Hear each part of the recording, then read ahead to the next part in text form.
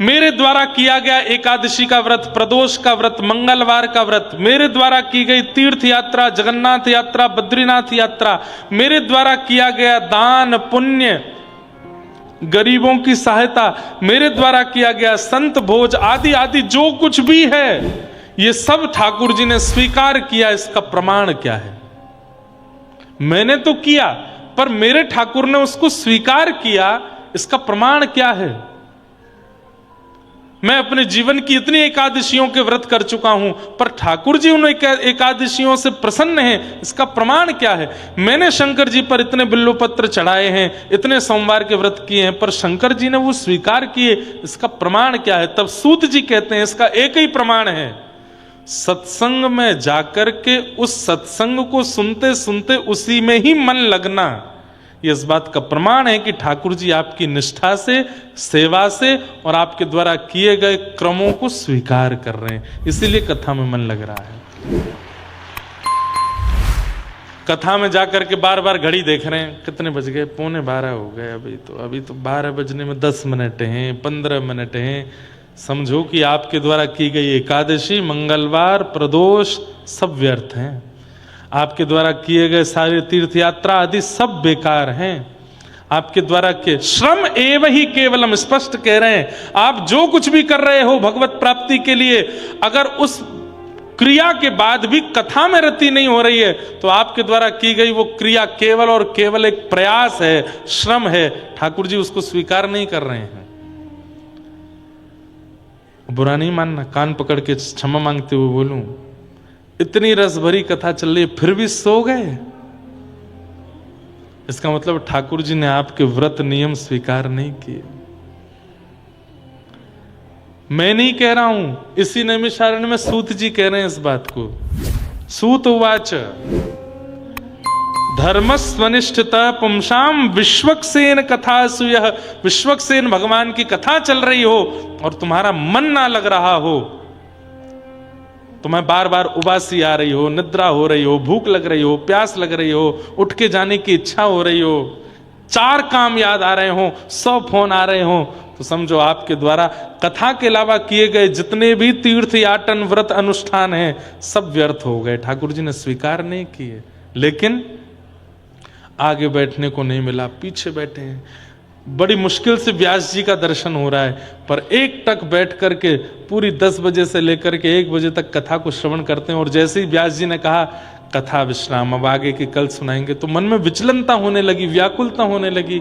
अरे अब कब पुनः सुबह के 10 बजेंगे, फिर से कथा शुरू होगी। समझो आपने पूर्व में जो कुछ भी क्रम किया सब ठाकुर जी ने स्वीकार किया है। कथा में रति इस बात का प्रमाण है कि ठाकुर जी आपसे प्रसन्न है।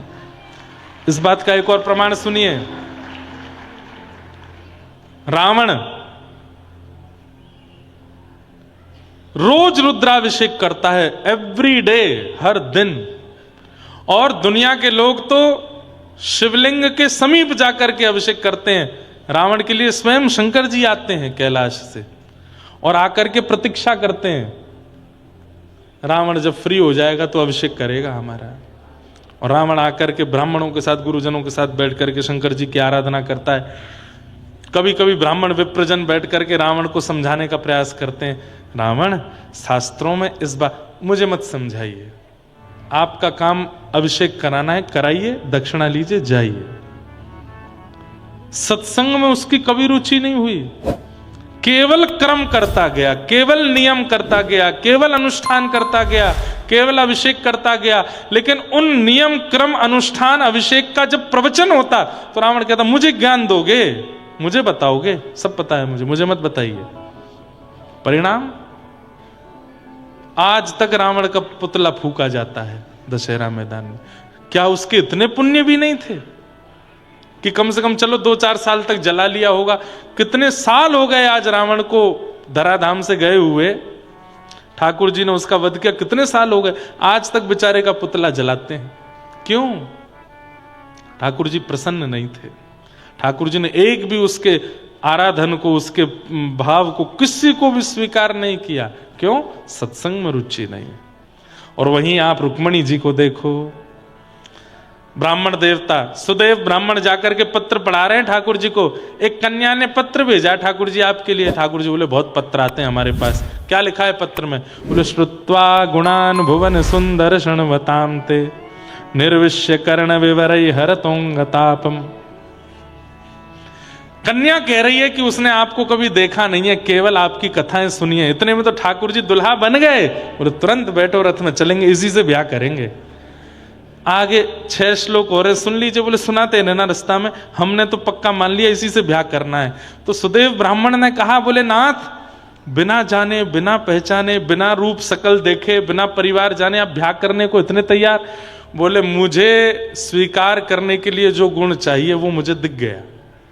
श्रुत्वा गुणान भुवन सुंदर शृण्वताम ते। ये कन्या कह रही है कि ये मेरी कथा सुनती है, कथा सुनती है। अब इसके बाद भले ही इसमें एक भी लक्षण नहीं हो, हम इसको पत्नी रूप में स्वीकार कर लेंगे, क्योंकि कथा सुनने में रुचि है। अरे नवदा भक्ति की प्रथम भक्ति क्या है? श्रवणम कीर्तनम विष्णो स्मरणम पाद सेवनम अर्चनम वंदनम दास्यम सख्य आत्मनिवेदनम श्रवण। अच्छा एक बात बोलूं, जितने भी अति प्रिय हैं ठाकुर जी के, सब श्रवण के रसिया। प्रभु चरित्र सुनवे को रसिया, राम लखन सीता मन बसिया। हम आप सब लोग भले ही लड्डू का भोग लगाते हैं, हनुमान जी को चोला चढ़ाते हैं, हनुमान जी को सिंदूर का, अकौआ के पत्तों पर राम राम लिख करके कहते हैं, पर गोस्वामी तुलसीदास जी ने पूरी हनुमान चालीसा में ये नहीं कहा कि सिंदूर चढ़ाओ, ये नहीं कहा कि अकौआ के पत्ते लगाओ, ये नहीं कहा कि लड्डू का भोग लगाओ। सब जगह लिखा है, उसका भी वर्णन है, पर सर्वविदित हनुमान चालीसा में केवल एक ही बात कही है। बोले क्या? प्रभु चरित्र सुनवे को रसिया। हनुमान जी को सबसे प्रिय क्या? बोले प्रभु चरित्र प्रिय है। हम वो ही नहीं सुनाते हनुमान जी को, बाकी सब करे आते हैं। इसीलिए अति प्राण से भी प्रिय हैं श्री हनुमान जी महाराज। रुक्मणी जी पत्नी है ठाकुर जी की, क्यों? कथा श्रवण में रुचि है। तो ये सत्संग प्रवाह, ये कथा का प्रवाह, ये सामान्य स्थिति नहीं है। यहां पर बैठ करके आप पैरामीटर से नाप सकते हो।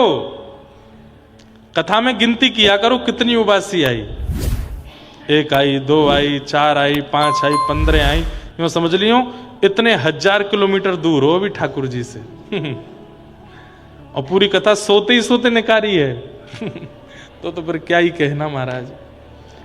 अब बहुत जन्म लगेंगे ठाकुर जी से मिलने में, लेकिन कथा श्रवण में यदि रुचि है, कथा श्रवण में बस उत्सुकता आती। अरे कहां तक कहें, श्रीमद् भागवत कहती हैं, श्रीमद् भागवते महामुनि कृते किंबा परैरीश्वर सद्यो हृदय वरुध्यते त्रिकृत भी शुश्रूषुभि तत्क्षणात्।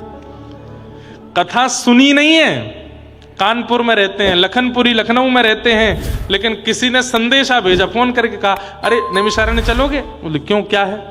इंद्रेश जी आ रहे हैं कथा सुनाने।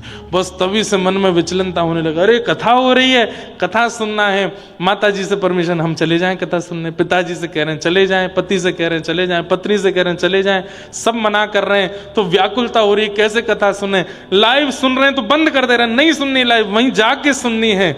उसी क्षण आपके चित्त में ठाकुर जी प्रकट हो जाते हैं।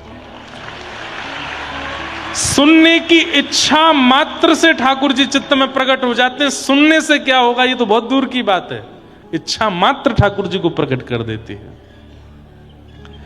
तो भैया सुनिए, आप में भले ही और कोई सेवा का लक्षण नहीं है और कोई गुण नहीं है, ना अनुष्ठान कर पाते हैं, ना तीर्थ जा पाते हैं, ना तिलक लगा पाते हैं, ना एकादशी कर पाते हैं, पर कथा सुनने में बहुत आनंद आता। बस इसमें ही रहो, इसी से ही सब हो जाएगा।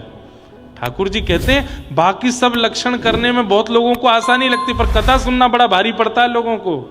पर तुमको कथा सुनने में रुचि आ रही है, तो इसका मतलब है ठाकुर जी आपसे प्रसन्न है, राजी है, और वो राजी रहें बस, और क्या चाहिए।